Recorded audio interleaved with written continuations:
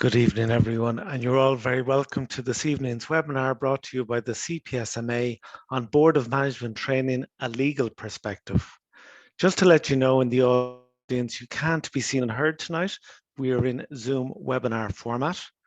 And the format of this evening's event is in the shape of a discussion between your hosts, Fergal Kelly and Deirdre Keane.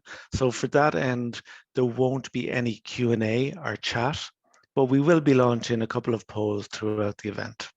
So without further ado, I'd like to hand you over to your host, Fergal Kelly.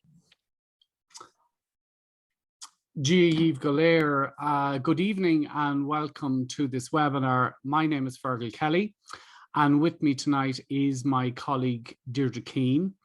We're both advisors with CPSMA, which means that we speak directly with principals and chairpersons in your schools. So it is your school's experiences and challenges which have formed the basis of our discussion this evening. There's no doubt about it, but that the law is really intertwined with the workings and policies and procedures of a school. And while we won't be going through an exhaustive list of legislation, we'll be hoping to raise your awareness of how and where the law may have a part to play in your schools. We'd also like to take away, I suppose, some of the misconceptions and myths and fears around the law where schools are concerned, because in fact, of course, the law can also be a protective and supportive factor for schools.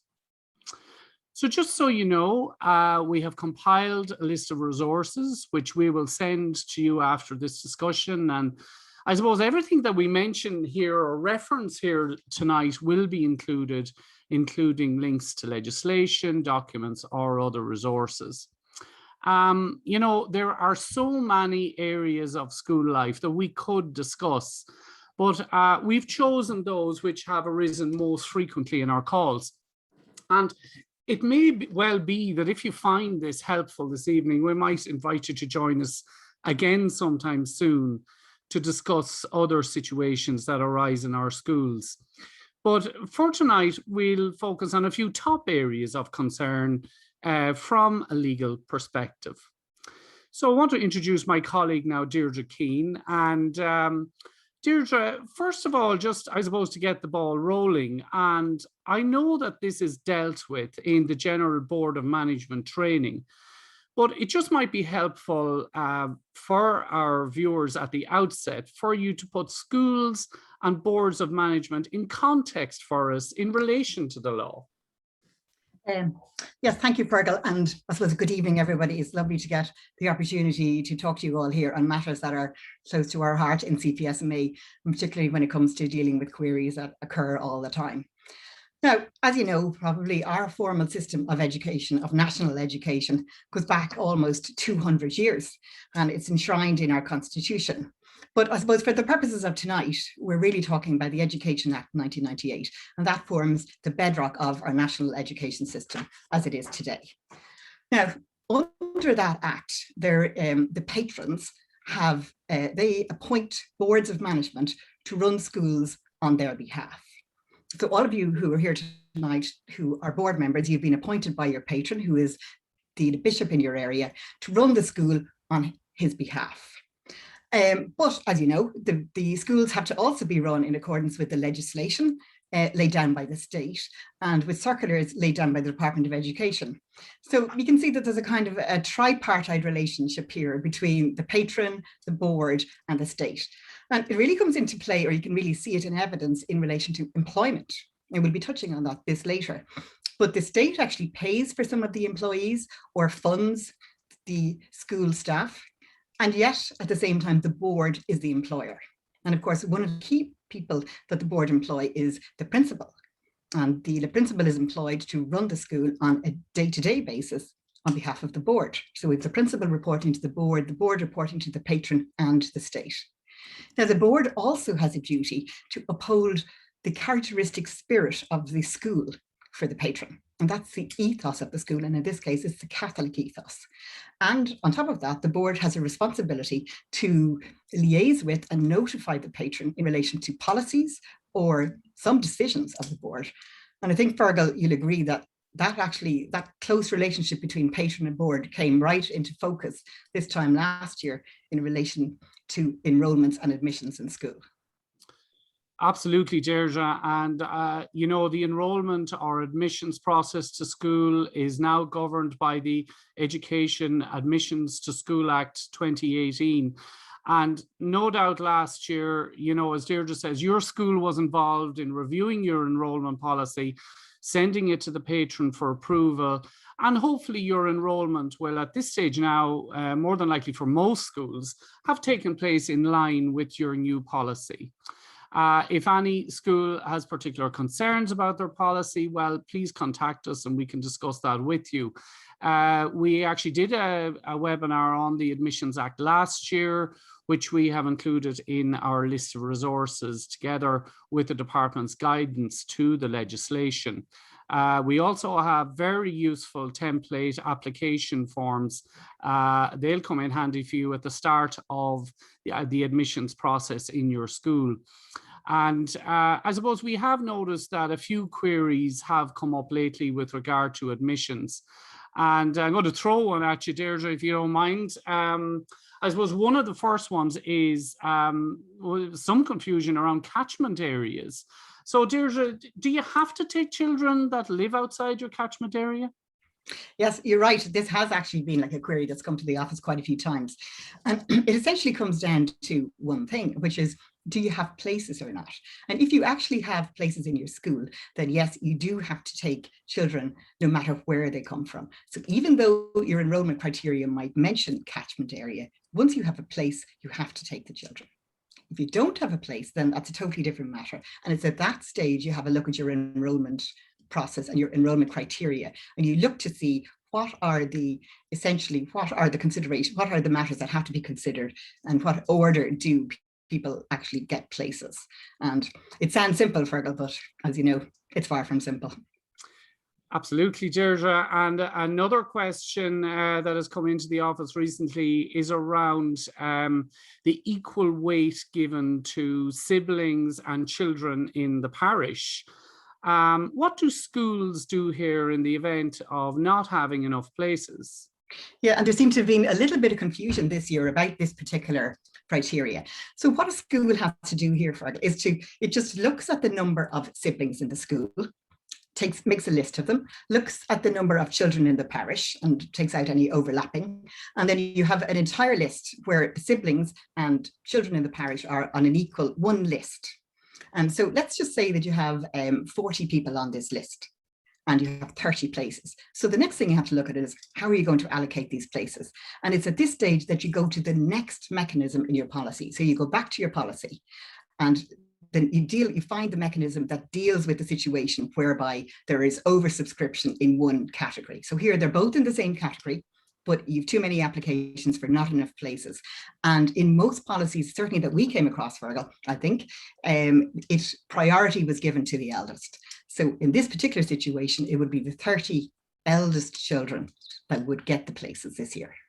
Okay, and of course, this often comes up as well with regard to special schools or schools with special classes. And I've also been asked whether a school needs a different policy for their special classes. And I suppose the answer really is that you don't.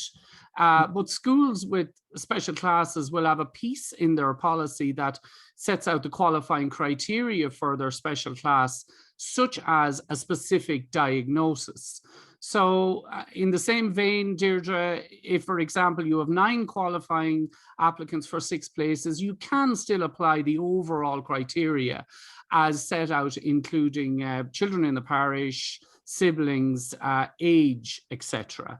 Yeah, once the children have qualified, and so they have the diagnosis that's required by the school, then you go back to your enrollment criteria, and exactly as you say. Okay. Now, another area that was new this year was the admissions notice. And that gave rise to a number of questions. Schools were unsure as to the number of places that they would insert in the admissions notice. And that, of course, has to be published on the school website, doesn't it? So could you tell me a little bit around the issues around that? Yeah, well, as you mentioned there, the most important thing about the admission notice is that it does need to be up on the website 1 week before you open your application process. And I think this year schools will be more familiar with this. Last year, I think a few schools were taken by surprise. The question that we were asked all the time in the office actually related, the main question we were asked related to what number should be put in here. And often, in fact, schools which, let's say, were never oversubscribed, and they always took every child that applied, they were wondering what type of a fictitious number would they put in here. So the advice that we gave in that circumstance was perhaps imagine that a housing estate started up outside your school and everybody came into your school. What number would you be happy to take in that circumstances? What would be the maximum number? And that's what you put down. For other schools, it's basically a matter for each school. And some schools would be happy to take 25, and others would be happy to take more because of the other numbers in other classes in the year. And I forgot to mention that it only, of course, applies to the numbers that will be taken up in junior infants. And every year you can change that. Okay, that's very clear, Deirdre. And I suppose, once again, around the application process and documentation, what documents can a school request as part of its application process? Well, I suppose in terms of what we were talking about there, looking at the age of children, for example, a school would have to request the birth cert of each child. That way they'll know the legal name of the child and the age of the child. At this stage, it wouldn't be appropriate to look for a baptismal cert, but it can't be looked at as part of the application process, but it can be looked for after a child has been enrolled in the school. And similarly, in relation to, let's say, a child with special needs, again, you wouldn't look for the documentation as part of the application process. But once the child is enrolled, then you can look for documentation, which will help you meet the needs of the child once the child is in your school. And the main reason for this is that a school is not allowed actually to discriminate on grounds, on the 9 equality grounds, one of which would be religion and the other would be having special needs. So you have to make sure that these are not requirements of your application process. Now, we mentioned earlier oversubscription, and of course there are schools which are oversubscribed constantly, and they would be entitled to have a look for proof of residency. This, as we know from calls to the office, is often quite a fraught area, and you have schools looking for utility bills, evidence of bank statements, and I know from talking to a lot of principals this year that it is quite a headache and a very, very difficult area for principals to deal with. Yes, of course, Deirdre. And I suppose under the new act, the allocation of places is now done by the principal as well. So instead of the board, so it's the principal initially, and parents may appeal a decision of the principal to the board. There's a form for this appeal on the Department of Education website. Now, a Section 29 of appeal, of course, still exists for parents once they have appealed to the board. I suppose it really remains to be seen how these appeals will pan out under the new legislation. But if you're subject to a Section 29 appeal, contact us in the office, and your insurance company also may provide you with advice or with legal advice, you know, in these situations. And of course, with regard to when schools can refuse, I think it's important to note that under the Admissions Act, the only grounds on which a school can refuse to enroll a child is if the school doesn't have a place or if the parents refuse to sign the code of conduct, Deirdre. That's right. They're the only 2 grounds. I had mentioned earlier, you know, about having a school place, but you're right. The second ground is if a parent refuses to sign the code of conduct. So it's important that they're asked to do that as part of the application process. And in relation to the code of conduct and code of behavior, you know, I think we're going to move into that area now. And it's important that the code of behavior, of course, is reviewed regularly and updated where necessary. And of course, that parents are aware of any changes to the code, and it's really important that parents have had an input. Now, unfortunately, things can go wrong and behaviour can be an issue. So boards must include procedures around suspension and expulsion in their code of behaviour. So I think we're going to run a poll there now. So that may come up on your screen, and it is with regard, of course, to suspension. It's just, has your school ever had to suspend a child? So, you know, I suppose when more serious behaviour difficulties arise in a school, the code of behaviour must be followed. The NEWB guidelines on developing a code of behaviour, of course, are your Bible really with regard to the code of behaviour. So we've included these guidelines in our resources. And the first thing to note is that these are not guidelines, they are compulsory. With particular reference, we need to look at chapter 10, 11, and 12 in these guidelines. They really have to be read carefully when a serious problem arises in a school. And there's a particularly helpful checklist on chapter 11, where what you must consider in terms of, you must consider this in terms of suspending a child.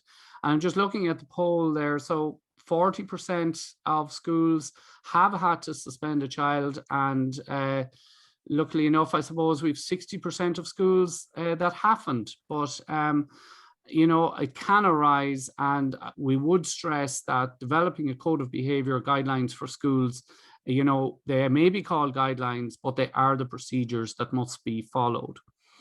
And the right to fair procedures are built into the guidelines, and they apply to the investigation of the behaviour and the process of decision making.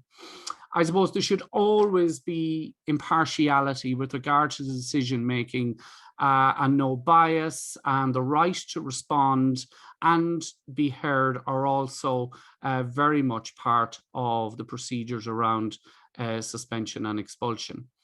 It's important for boards to understand that they might need to ensure that the principal in their school has been given the authority to immediately suspend a child for up to 3 days pending investigation of an incident. So schools can give the principal authority to do that. Now, just another couple of words on suspension. It is important that suspension does not increase any sense of alienation for the child around school, but that it's used as a reflective time for the pupil and to give staff time to plan ways in which the student can change the unacceptable behaviour or work around that and develop procedures around that. Now, in many schools, as we've seen from the poll, it's not an issue at all. But if suspension is required in your school, please ring us and we'll talk you through the procedures. In the event of a serious suspension that may lead to expulsion, legal advice would be recommended. So a lot of our members sometimes ask us questions around expulsion hearings, and we can advise schools on the rare occasions when these are necessary. And just, you know, back to the code of behaviour, schools, you know, I suppose in my own experience, schools can come up with issues of behaviour that can sometimes arise out of school hours. And I think it's important here to differentiate when it's the school's responsibility and where this responsibility passes on to parents. And I know as a principal, I've been contacted around pupils' behaviour down in the village, or been informed by somebody that one of my pupils has robbed the local shop. And while we as a school are obviously we're really concerned about the child's welfare, I think the school shouldn't sanction children in these cases when it's done outside, when these things happen outside school hours. However, that doesn't preclude a principal speaking to a class or student, and of course promoting good behaviour and civic responsibility at all times. But essentially that situation there would be a matter for parents. So I suppose, speaking of the parents and family, we come to our next topic, which is family law. And, you know, that's had a real role to play in schools, Deirdre, hasn't it, over the past while? Yeah, well, I think, Fergal, with the changing family circumstances and the changing type of life in Ireland, incidents are like family law has made its way into school life, and principals and chairpersons have been embroiled in situations that they would never have dreamed that they could have become involved with before. So it's a very tricky area for schools, and again, like we encourage, I mean, we will discuss a few of the areas now, but no doubt, like, these sound simple, but when it happens in reality, and any of the principals listening will know, one thing doesn't happen at a time. There's generally a mixture of two of these things plus a twist plus something else. So if that happens, just please phone us and we'll do our best to help. Well, I have one of those twists now, Deirdre. I'm going to give you a sticky question on that. So I suppose if one parent requests information about a child and the other parent objects to this information being given, what's a school to do then? Yeah, and this is a typical situation, you know, that occurs or that forms the basis of a call. And I mean, essentially it comes down to guardianship, Fergal. And if the parent requesting the information is a legal guardian, then there's absolutely no problem. They can meet with the teacher, discuss the child, or receive whatever information they would like. However, if they're not a guardian, then they would need the consent of the guardian to obtain this information. And so we're back to the question of really what is guardianship? Now, this is a concept that is mixed up quite a bit and not fully understood. And essentially, guardianship gives you the right to be involved in the upbringing and make some decisions in relation to your child in terms of their education or their welfare, and be responsible for making sure that your child is properly provided for. And it's not the same as custody. Custody is more involved with the day-to-day living of a child and where a child is residing and who's looking after lunches and uniforms. And frequently, those two concepts are confused, and people assume that because somebody is living with a parent, a particular parent, that parent is the guardian, whereas in fact, they may just have custody. And access then is a third term which comes into play here. And that really is just where somebody has a right to visit with a child, let's say on a Wednesday or a Friday afternoon. So they are the terms, but the school, like where parents are married, then they would both be guardians to the child. They would both be legal guardians to the child. But where parents aren't married, while the mother is an automatic guardian, the father may not be. Now, because of the Children and Family Relationships Act, there certainly may be circumstances where the father may be or become a guardian. But the difficulty for schools is that they're not going to know this, and they're not going to know what the situation is. So if, as a parent, requests information from you, you have to check, unfortunately, you have to check out, well, are they married? You have to check, perhaps they would have the consent of the guardian, even if they weren't married. But if there's an issue about guardianship, or if the school isn't clear, and another parent, let's say, is making an issue of it, then you have to ask the person requesting the information to ask their solicitor to send a letter confirming their guardianship. And if they're a guardian, there's no issue with the information. If they're not a guardian, then you require the consent of the guardian. So guardianship is key. And I suppose now just another question that has come up is, what would a school do if parents are in dispute about who can collect a child on what days? So I think we get a lot of calls around this where a parent comes to the school looking for their child, but it's not their day to collect. So what happens there? Yeah, and this happens. We've had a lot of calls from principals literally on a Friday afternoon or a Wednesday afternoon, not knowing whether to release a child or not. And again, where both parents are guardians, these arrangements are really a matter for themselves. So even though it might be sorted out or written down in some court order, it's essentially a matter between themselves, because a guardian, as far as the school is concerned, a guardian is entitled to take out a child whenever they wish. And so if they're guardians, it's a matter for themselves, and you really have to refer the parents back to each other. If they have a complaint that someone did or didn't collect on the right day, they need to take it up with each other or through their solicitors with each other that way, and ultimately it may be like a matter for court. The difficulty is, I suppose, if one parent isn't a guardian and then the guardian calls the shots and the school, if there's an issue. I mean, it's not to say that schools can't let children go out with people that aren't guardians. It's only if there's an issue, if a parent is making an issue, then in those circumstances, you have to follow what the guardian says. Yeah, and these situations are difficult for schools. They're kind of faced with spur of the moment decisions on that. So it can be difficult. And I suppose I want to get into the area now of court orders. What if a parent presents the school with a barring order from the court against another parent? Yeah, well, I suppose our advice is that these court orders are, I mean, they're large, sometimes they're unwieldy, and they all seem to refer to the Guardianship of Infants Act, which would make you think that you're looking at a situation which will tell you who's a guardian, but it's not. It's just that the order is made under the Act. So as far as I'm concerned, and I think, the CPSMA, we're not interested in court orders insofar as most of them don't apply to the school. So, for example, even there, like you mentioned, let's say like a barring order, that generally refers to the home and it doesn't have anything to do with the school. So once again, I think if a parent is insisting, and I know it is very difficult for parents in these situations, and if they're insisting that a court order has an application and does have an impact on the school, just ask them to send a solicitor's letter outlining the impact of the order for the school, or a solicitor's letter explaining what the school has to do on foot of this order. So the last thing I think that we would like schools to do is start trying to read orders, which actually are confidential. They're actually confidential and between the parties. So we really don't have a role in looking at these orders. And they're not easy to read, Deirdre, from personal experience. The language is complex and it's really difficult to try and interpret these. And so definitely I see your point on that one. Yeah, absolutely. And sometimes there can be a court order, let's say from last July, but last August, there could be a further court order overturning the July one. And how would you know that? So I think you have to rely on a letter from either parents, I suppose, a solicitor, just explaining what the situation is in relation to any order. And that's the safest course of action for a school to take.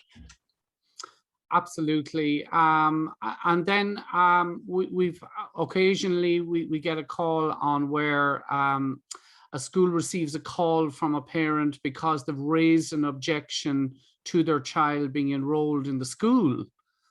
Yeah, and that again is a very tricky situation. But once again, Fergal, it comes back to guardianship. You need to know who you're talking to in the phone. If they're two guardians, well, then they have an equal right to decide where a child goes.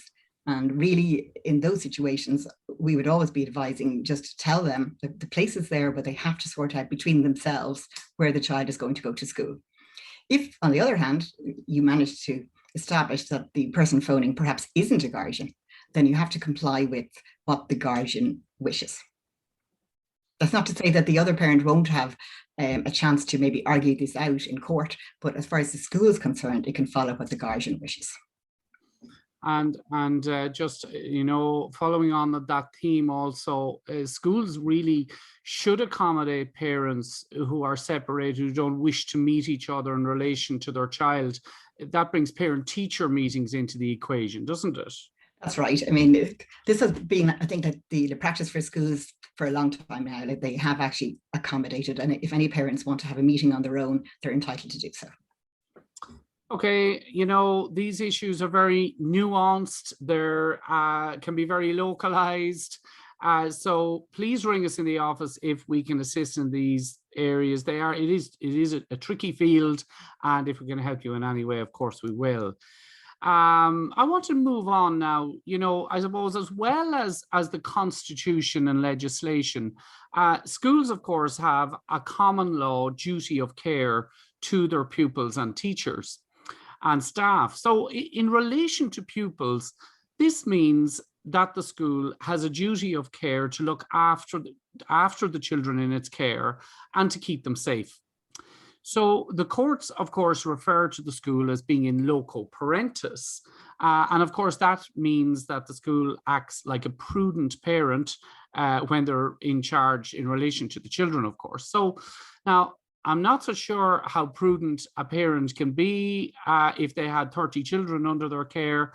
But in my own experience, this duty of care is taken really seriously by principals and boards in our primary schools. And in listening to calls from our chairpersons and principals, the same few queries arise, and they generally relate really, Deirdre, to supervision, and in particular to supervision in the schoolyard. So I suppose, well, one question that comes to mind is what type of supervision is required.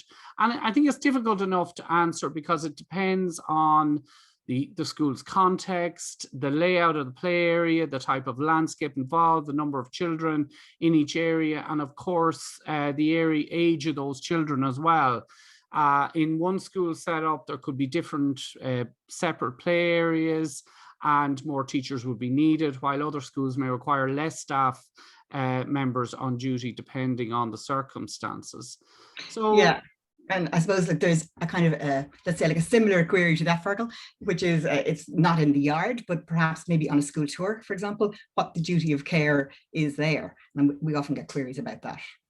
Yeah, and once again, it's up to each school to look at the type of activities envisaged, the physical layout of the areas involved, and the number of ages of children going on a tour or a trip, or even a local walk down to a museum or whatever, or any play area, and certainly, you know, take the needs of those children you know, into the equation as well. So I suppose it can differ really between different circumstances. Absolutely, and it's a hot topic at the moment with school tours and COVID, although I think most schools are trying to stay local.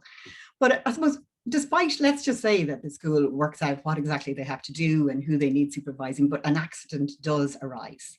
And this will happen in the best of places. Children will be children, and they're going to fall and hurt themselves at home, and they're going to fall and hurt themselves at school.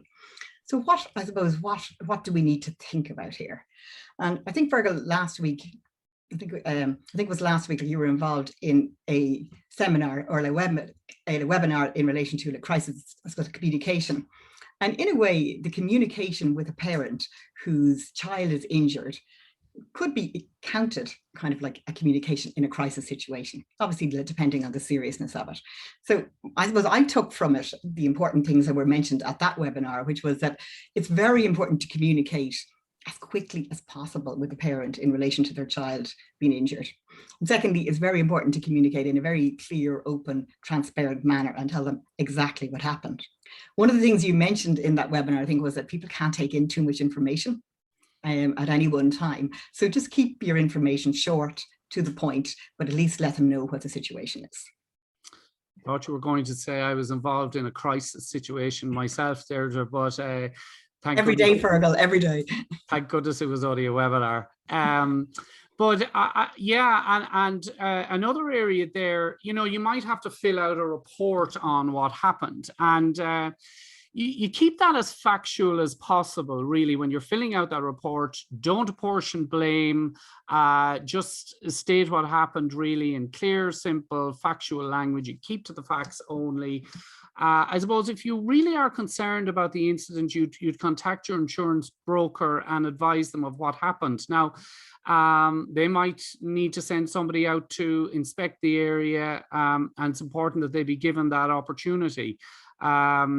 Mostly, though, they will take a note of what happened, and that's the end of the matter. Now, sometimes we're asked, do we notify the Health and Safety Authority if an accident on the yard has occurred?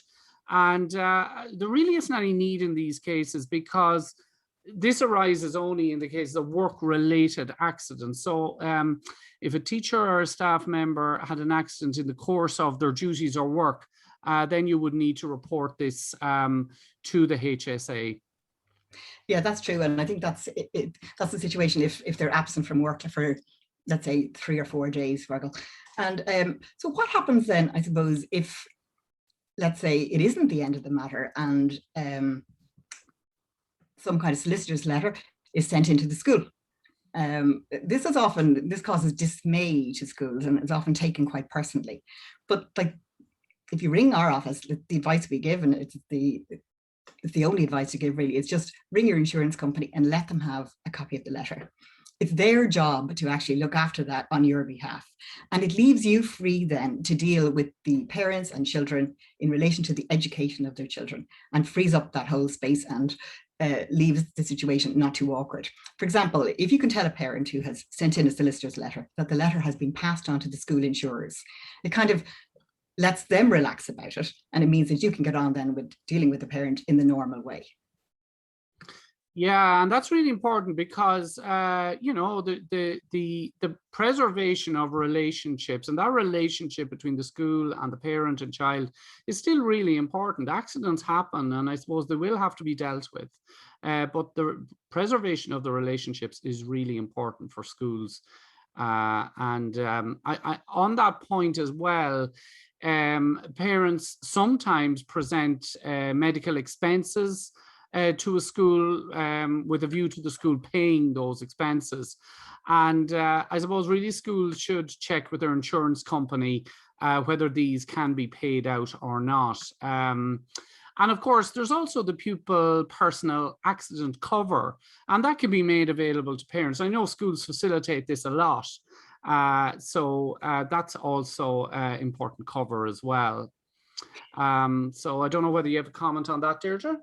Well, no, Fergal, I was just saying in, well, just one other point actually, you know, which I suppose I forgot to mention earlier, which was it just comes up in relation to asking after a child. It's just a small point.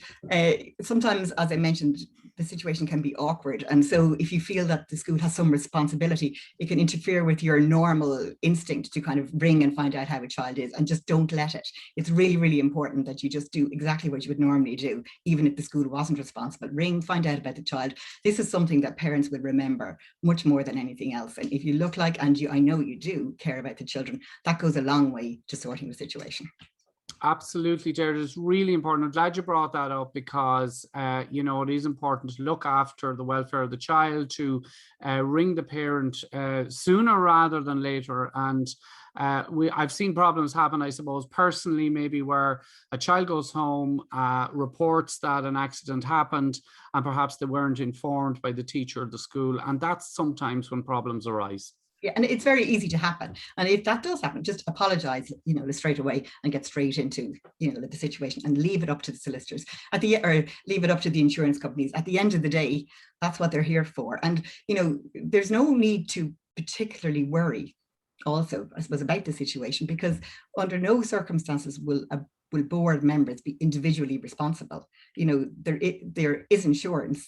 They are going to be totally covered, and I suppose, let's face it, this is what the insurance companies are there for. So let them do their job and you do your job. Okay, that's great, Deirdre. So we're moving on now, I suppose, in terms of dealing with parents as well, and with particular reference to parental complaints. Yeah, and I suppose it's back to the same point that we were mentioning there, which is about maintaining the relationship with parents. And you can, I suppose, there are many issues which can be sorted out very, very easily. Misunderstandings that arise during the school day, which can be sorted out at the end of a day by a phone call from, let's say, a teacher to a parent, or vice versa. And I've noticed now, whether it's due to COVID, I'm not sure, but there seems to be an increase in email communication between parents and schools. And I would just urge caution in this regard.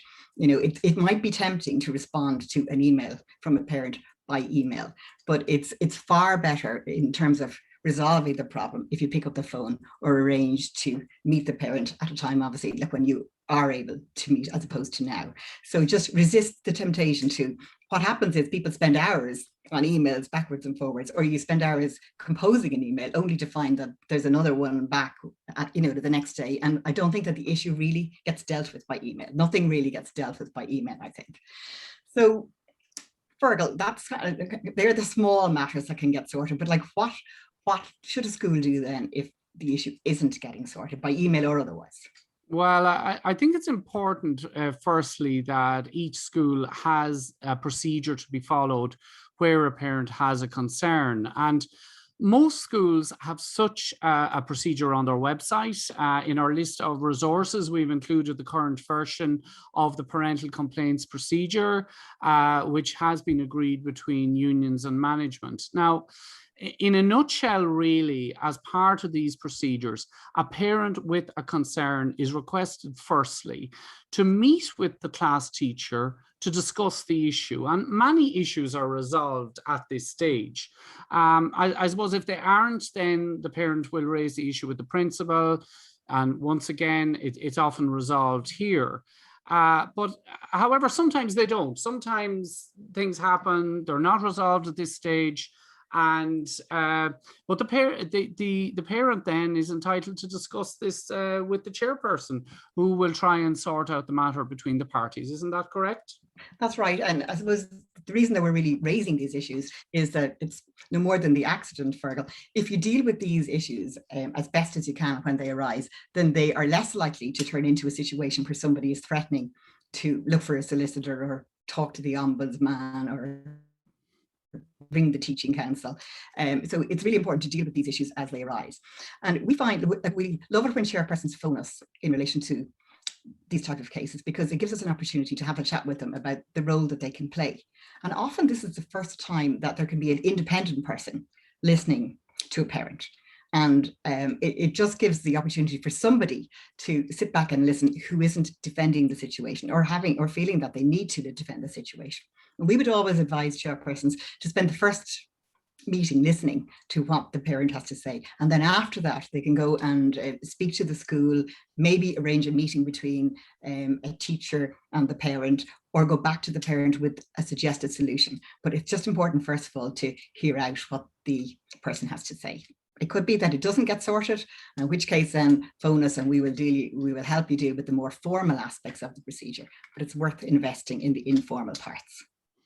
Yeah, and like sometimes, Deirdre, the first time a school may become aware of a parent's concern is when a parent writes directly to the board or to each board member. What does a board do there?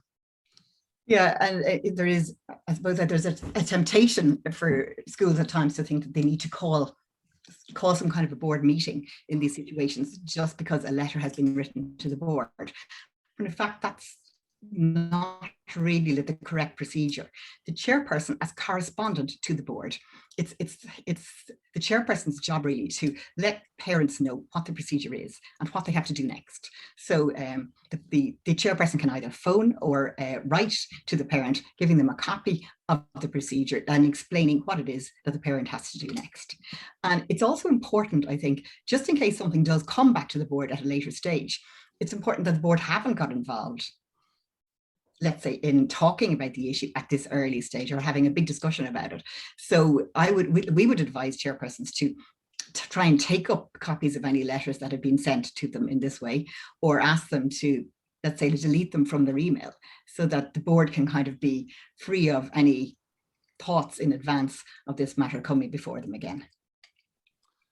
Yeah, and I suppose, we've talked about meetings there where,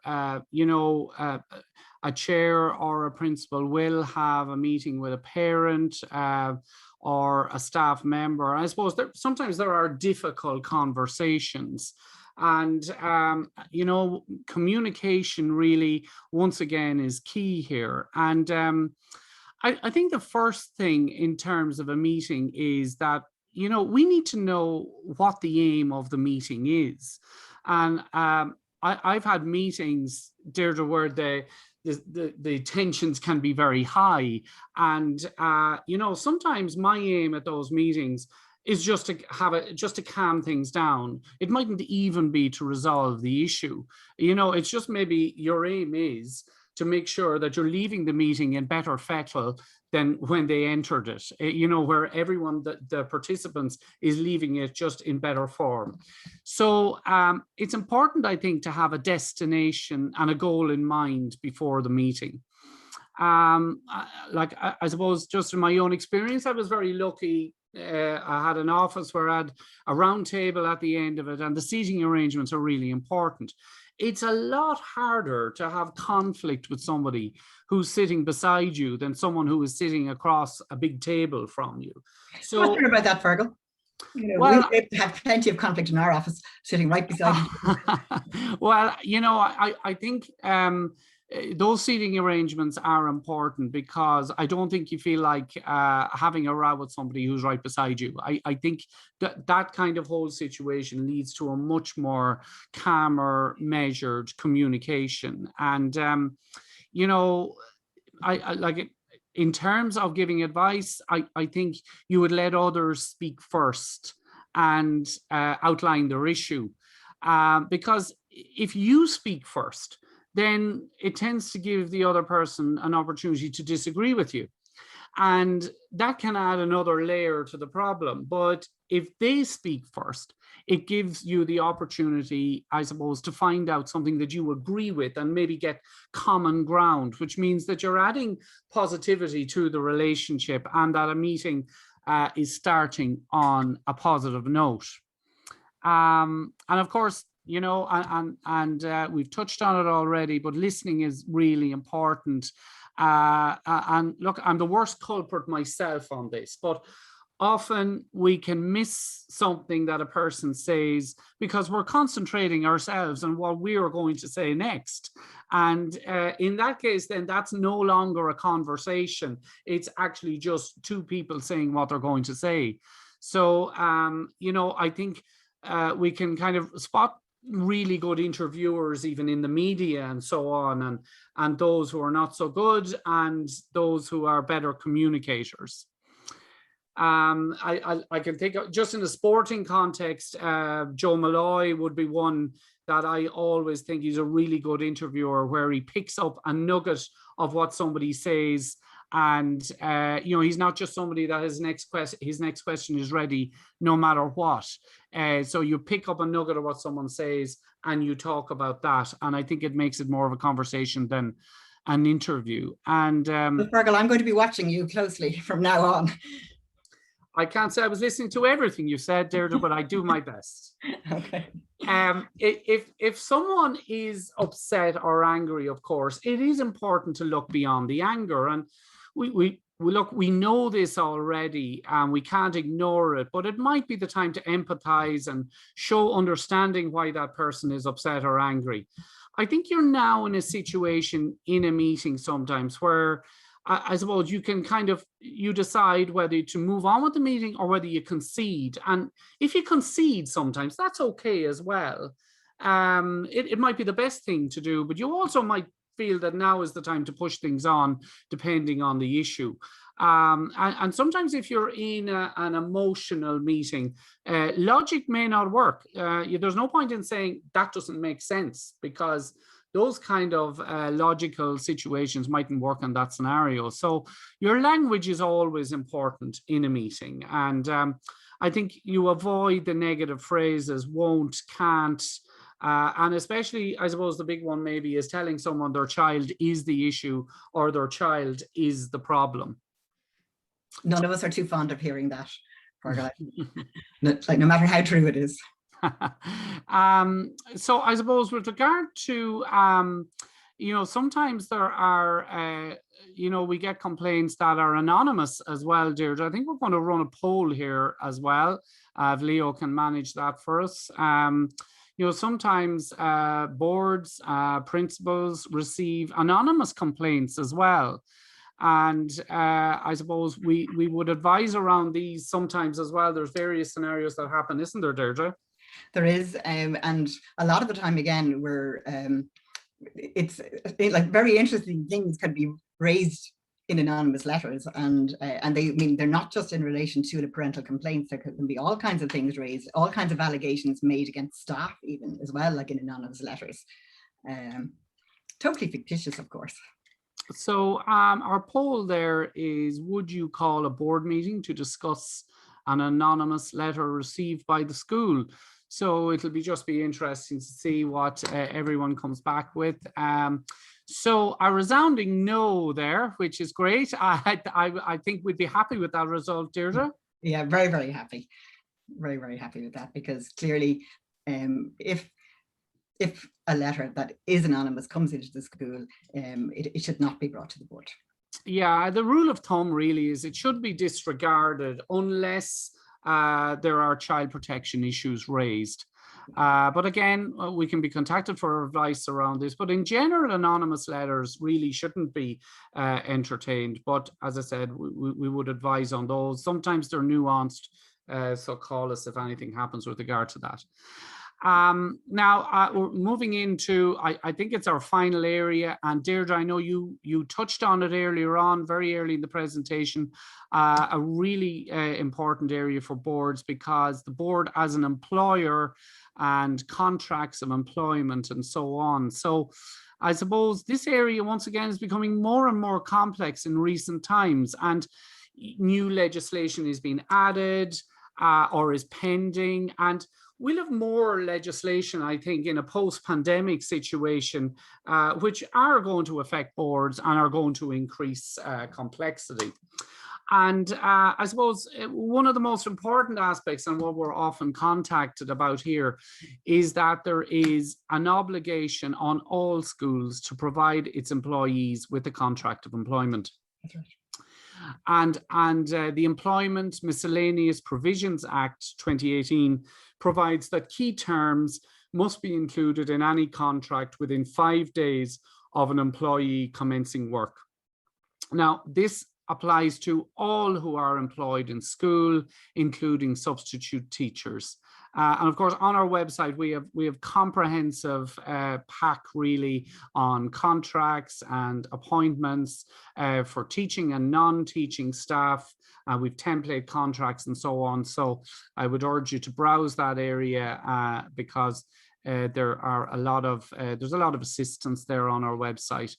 Of course, you know, often I think we're contacted by schools where one scenario is where an ancillary member of staff employed by a school over a number of years has no contract. So I think it's important to say here that this person actually has a contract. Would you, Deirdre? Yes, they have a contract, Fergal. It's just an oral contract. It's not in writing. So it's really important then that an effort is made to try and reduce what in fact the terms of the contract are to writing. And again, we would just ask schools maybe to contact us in this regard. And also another area in which we receive calls on is where a staff member is out on extended sick leave. And again, this is an area where legal advice may be needed. But you can start, you could ring us in the office, we can take it from there. Another issue that comes to mind is resignations. Deirdre, say a resignation by text message and things like that. Even like a resignation, most resignations, I mean, other than a resignation in the ordinary run of the mill, but an unexpected resignation or a sudden resignation for any with or without cause should, I suppose, raise alarm bells. And again, we would ask people to contact us in the office. It just could be that there is something else that the board has to do. There could be a backstory there, which may put the resignation in context. And we would just like to make sure that the board isn't exposed. And perhaps there's just an interim step that may need to be taken, which would be important for the board.